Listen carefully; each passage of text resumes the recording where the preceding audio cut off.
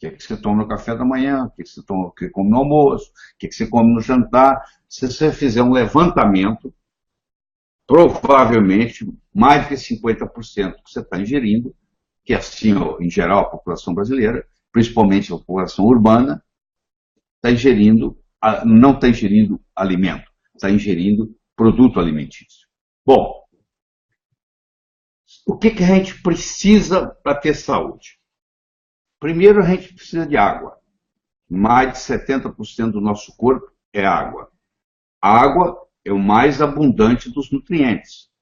Ela faz hidrólise, então ela é um nutriente. Por muitos anos achavam que a água não era um nutriente. Hoje nós sabemos que ela é um nutriente. E mais de 40% das pessoas que você encontrar caminhando nas ruas, elas são desidratadas. E quando desidrata, libera uma coisa chamada histamina. E a histamina predispõe à dor crônica. Então você que está precisando tomar analgésico para melhorar a sua dor crônica, e você acorda com dor aqui, dor ali, se você aumentar a quantidade de água que você bebe, automaticamente a dor vai desaparecer. Eu tenho um desafio para você. Passa a partir da manhã a ingerir 2 litros de água por dia. Faz isso por 10 dias. Você vai ver que todas as suas dores vão sumir. Só que você não pode ingerir a água pura, como você conhece. Você, quando você ingere água, se você ingerir só água, você acaba espoliando minerais do seu corpo. Então você tem que ingerir sal. Não é o cloreto de sódio que você tem na sua mesa. Cloreto de sódio, que é aquele sal de mesa que você conhece, branquinho, aquilo é veneno. Porque para chegar naquele branquinho, precisou de uma série de bleaching, uma série de detergentes que ficaram ali no produto e são venenosos.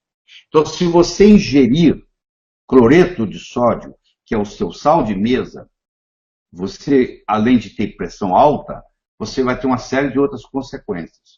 No entanto, se você aprender a ingerir o sal integral, que pode ser um sal integral marinho, ou pode ser um sal integral que venha, por exemplo, do Himalaia, sal rosa do Himalaia, você vai estar ingerindo mais de 60 minerais, entre eles um mineral chamado magnésio.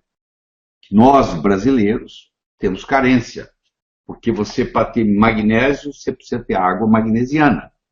Para você precisa ter água magnesiana, você precisa ter vulcões. E o Brasil é pobre em vulcão, ainda bem, né? Nós não temos vulcões. Mas também pagamos um preço por isso. Nada é de graça, né? Não tem almoço de graça. Tudo tem um preço. Então o Brasil é conhecido internacionalmente pela Organização Mundial de Saúde como sendo um país pobre, por exemplo, em magnésio. Entre outras coisas. Por exemplo, problemas que nós temos também de iodo. E assim vai. Aliás, se você fizer um estudo, e os americanos fazem isso muito bem, que chama NHANES, que é um estudo feito pelo Departamento de Agricultura americano, que a cada 5 anos eles pegam 2.500 americanos em diferentes cidades e fazem uma avaliação laboratorial do que eles vêm ingerindo. E nos últimos 30 anos, por exemplo, a quantidade de iodo que você ingere caiu 50%, porque não tem mais no solo. Quando a sua mãe tinha a sua idade, ela ingeria o dobro do iodo que você ingere hoje. Quando a sua mãe tinha a sua idade, ela ingeria mais do que o dobro de magnésio que você ingere hoje. Então, o que está acontecendo? Os minerais e as vitaminas estão desaparecendo dos alimentos. Então, com isso você vê as consequências. Mas vamos voltar na nossa história da água. 70% do nosso corpo é água. O cérebro chega a ser até mais. E quanto mais jovem você é, mais quantidade de água você tem. Um recém-nascido chega a ter 80%, 85% de água.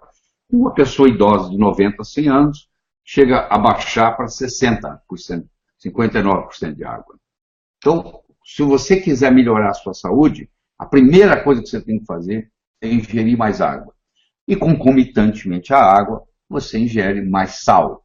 Então, geralmente, você coloca uma colher de sal integral, uma colher de café. Tem colher de sopa, tem colher de chá, tem colher de café. 3 colheres de café fazem uma colher de chá. Então você pega uma colherzinha de café, põe num litro de sal integral, põe num litro d'água. E você toma aquele litro d'água durante o dia. Se você quer tomar 2 litros, você põe 2 colherzinhas. É muito simples. Aí você vai se hidratar. Só isso aí já faz uma diferença enorme no resultado. Nós somos viciados em carboidrato. É tão difícil você ficar longe do açúcar que é quase um martírio, porque quando você ingere o açúcar, você imediatamente aumenta a sua dopamina. A dopamina faz a gente ficar mais feliz. Então a dopamina estimula você para a vida. Então você está num ciclo vicioso, viciado.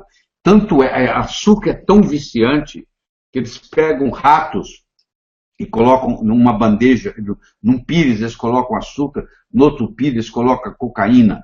E eles filmam esses ratos por 24 horas e eles passam muito mais tempo no pires que tem açúcar do que no pires que tem cocaína. Ou seja, no frigir dos ovos, açúcar é mais viciante do que cocaína. E quando você ingere mais carboidrato que você deveria, a sua insulina sobe. E você desenvolve uma coisa chamada resistência insulínica, que termina em diabetes. É uma doença que vem crescendo absurdamente no mundo. É uma doença que praticamente não existia na antiguidade. Você deve conhecer ou ter um parente diabético. E a diabetes tipo 2, que é a mais comum, 95% é tipo 2.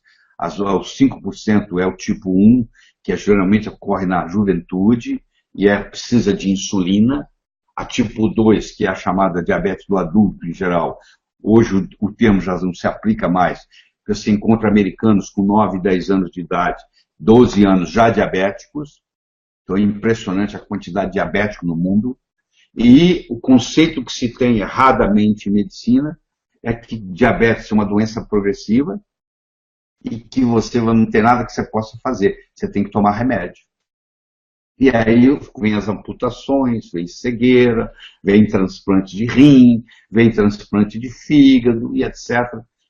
Mas o fato é que se você fizesse, como eles fizeram, eles pegaram um grupo de aborígenas.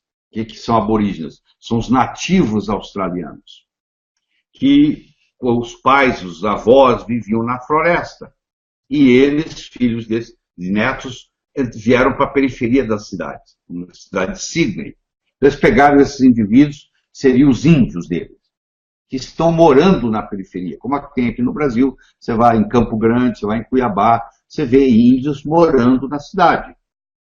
Então os índios ali, australianos, chamados aborígenes, como eles têm uma genética para poder sobreviver à fome, eles têm um tipo de gene chamado Thrift Gene, que é o gene parcimonioso, é o gene da economia.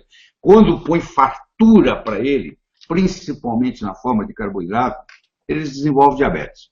Todos eles ficam obesos e todos eles desenvolvem diabetes. Então eles pegaram um grupo de 30 obesos diabéticos na periferia de Sydney, na Austrália, e levaram esses de volta aos seus ancestrais.